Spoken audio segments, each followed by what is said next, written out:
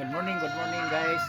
Sabong Luzon sa aking mga followers, sa aking mga viewers, lalong-lalo na sa aking subscribers dito sa aking channel YouTube Kalyaw Kasabong TV. Sa umaga na ito ngayon, nandito naman ako sa isa kapati ng lagay ng manok ko. Magbigay naman ako o konting tips sa paglagay ng manok itong content ko na ito. Ipakilala ko muna sa inyo, ito siya ang linyada na pinagparis ko. Ito na siyang postura, kulay lumalabas. Pinagparis ko ang sweater na babae at saka yung lalaki ko na itim ay action black. Yan, ito na siya. Pula pa rin sa sweater ang kulay lumalabas. Basta babae na manok, pagparisan mo rin ng manok na lalaki, karamihan sa mga ianok na lalaki sa kulay sa inaw. Yan ang kalabasan. Sa sarili ko lang obserbasyon sa pagpalahi ng manok, sa katagal ko na nagpapalahi ng manok. Ang maibigay kong tips sa inyo ngayon para sa inyo mga baguhan pa lang, kahit pala imported o ano ka quality ang inyong mga materialis na ginagamit, kung dito lang tayo nakatira parting syudad tulad ko, mga backyard villages lang tayo, huwag niyong iwasan yung palakin sa kulungan ang inyong mga sisiw. Kasi mamaya ilagay nyo sa halwa, lagay lang ng ibon o kaya maliit na kulungan ang pinagpalakihan nyo, wala pa rin saysay ang pagka-imported, pagka-quality linyada yan. Mas advantage pa dyan ang naglaki nga mga mistosyahin sa bundok, naglakad-lakad, naglaki sa damuhan lang. Mas mataas pa ang resistensya. Kasi ang mga manok maglaking kulungan, kahit ano ka-quality yan, warang mahina ang resistensya dyan. Malambot ang mga pakpak, ang mga kasukason, mga tuhod yan, mga paa, mahina rin. Mas malakas pang mistisuhin na gala-gala lang. So ito yan sa probinsya, sa mga bundok-bundok lang. Mas matibay pa yun.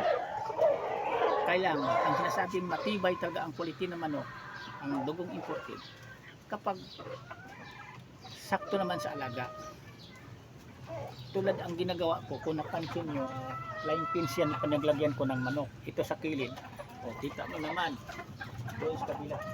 Hindi ako nagpalaki, kahit backyard birders lang ako, nandito ako nakatira lang sa Metro Manila nagmamanok.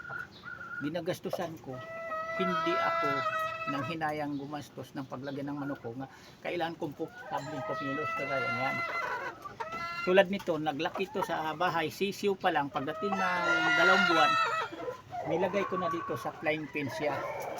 2 buwan pa lang, hanggang ganito ng edad niya, istag na. Kasi di ko pinapalaki ang aking mga manok sa kulungan lang. Kasi mahina, sa Bisaya patawag sa amin, lampa ang manok. Kung sa tao pa, madaling madapa lang yan. Ang manok na pinalaki mo lang sa kulungan, lalo na kung kulungang masikip. Siyempre kung wala kayong magpaglagyan, dapat ang gagawin nyo yan, ituturo ko sa inyong mga baguhan pa lang, kung may mga bakanting lutis itatali nyo yan, binabantayan nyo kung may time kayo. Huwag nyong iwanan din yan na mag-isa lang ang manok nyo, dahil pagbalik nyo baka tali na, baka pa nga ang tali na dahil kayo, libre na lahat, may manok na siya, may panali pa. Yan ang katotohanan pagdating dito magmanok tayo partil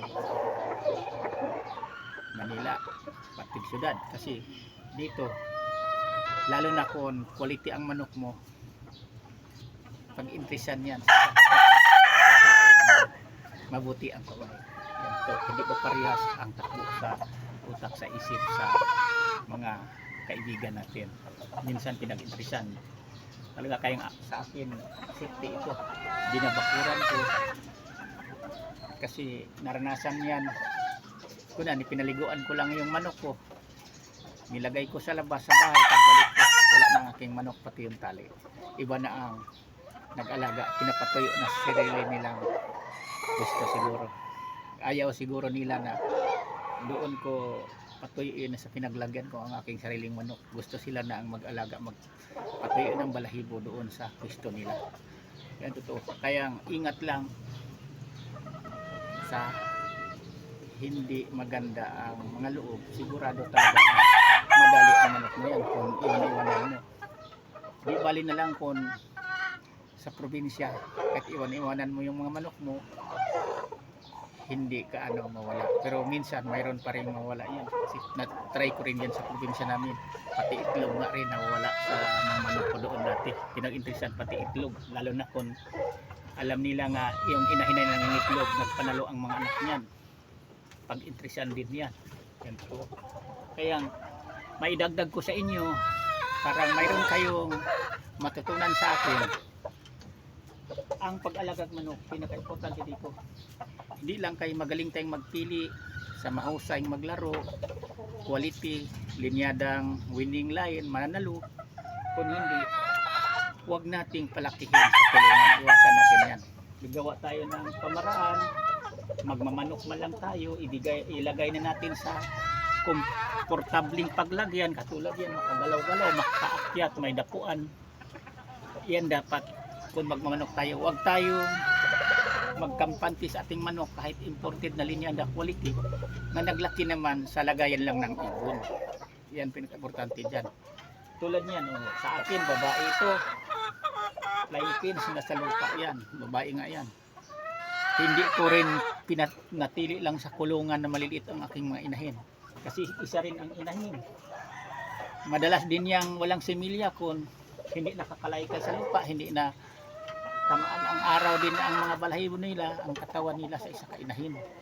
Kung lagi lang sa kulungan yan, mabuti lang yan kung bata pang inahin. Pero kung may kaidaran ng isa kainahin din, mahina na rin ang similya kapag lagi lang din sa kulungan. Kahit parisan mo pa ang bata nga inahin, o yung matandang inahin mo, parisan pa ng bata nga ipalahi mong lalaki nga manok, mahina pa rin ang similya yan. Kapag hindi tulad niyan na natamaan sa araw, nakapukalaykay sa lupa ang isa kainahin. Ganon din ang mga lalaki nga manok natin, kapag sisiw pa lang, pinalaki lang natin sa kulungan, mahina din talaga yan. Yan totoo. Wala sa quality, wala sa mistesuhin ang resistensya niyan kapag ang manok mo naglaki kulungan. Kasi mas advantage din ang mistesuhin kung sinabi ko sa inyo, maglaki sa bundok, maglaki sa damo, nakagala-gala, kaysa manok natin na naglaki lang sa maliit na kulungan sa halwa lang ng ibon.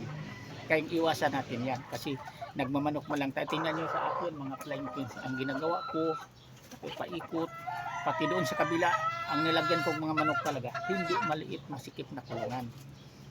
Kung nakalagay man ako ng kulungan na yung tama lang din na makagalaw-galaw sila, hindi masisira ang buntot, pero palitan yan. Nilagay ko ngayon sa kulungan yung isa, kinabukasan naman palitan ko naman, siya naman ang doon sa malawak, kagaya niyan, may liparan, tinawag og flying pins. Hanggang dito muna ako kasabong, bukas uli naman, sana mayroon kayong mapulot o matutunang mga baguhan pa lang, na sana huwag niyong palakihin ang inyong mga alagang mga manok, kahit ano pa yan ka quality, para sa pag-alaga natin na maganda ang proseso, ang manok natin hindi naglaki lang salwa, makamit natin, pag ilaro-ilaban na natin ang lamang sa panalo kaysa talo. Hanggang dito muna ako, bukas uli. Thank you, bye-bye.